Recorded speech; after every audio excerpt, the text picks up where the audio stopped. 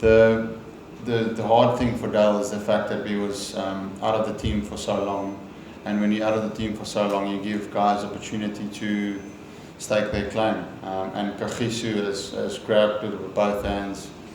He's won a lot of games for us, and because he's done that, it's hard as a captain to overlook a guy who's used the opportunities and taken it with both hands to win you games of cricket.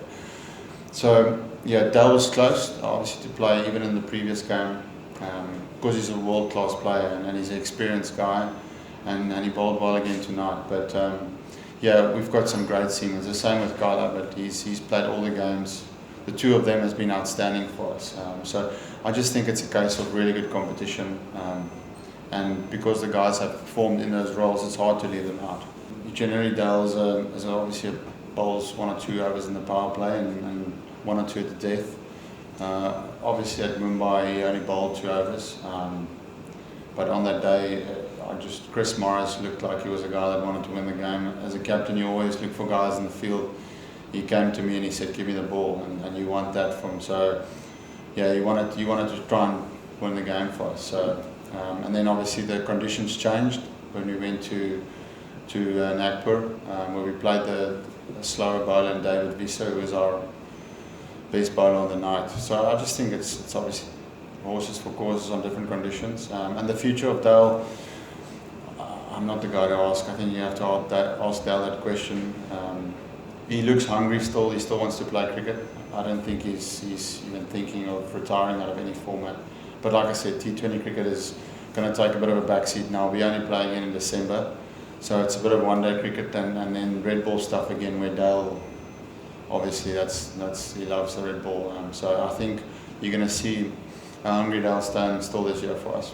I'm actually used to it because I always bat in front of AB. So when I'm batting in India, I just hear AB, AB. So I'm just trying to imagine in my mind that they're shouting for me.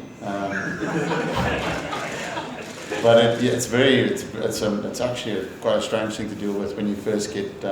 I remember the one-day series when we played here.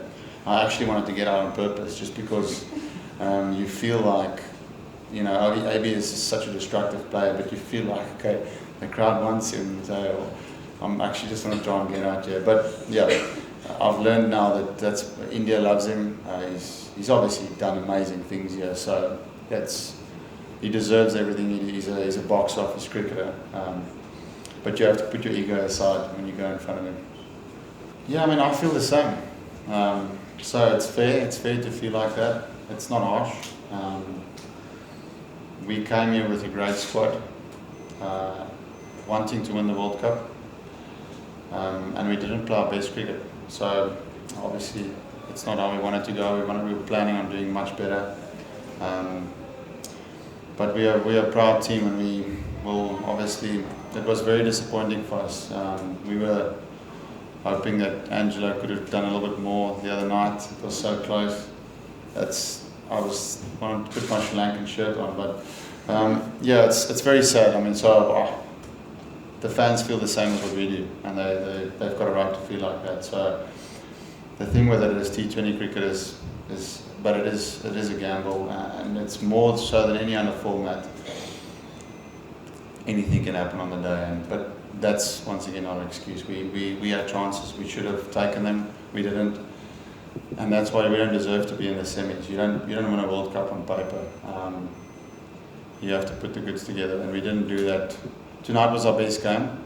I do also feel that lately we've chased really well. So I don't know how the World Cup would have looked if we possibly chased 1 or 2 games. I was the home team captain for 4 games in a row. I don't know how that happened. I never got to choose the toss.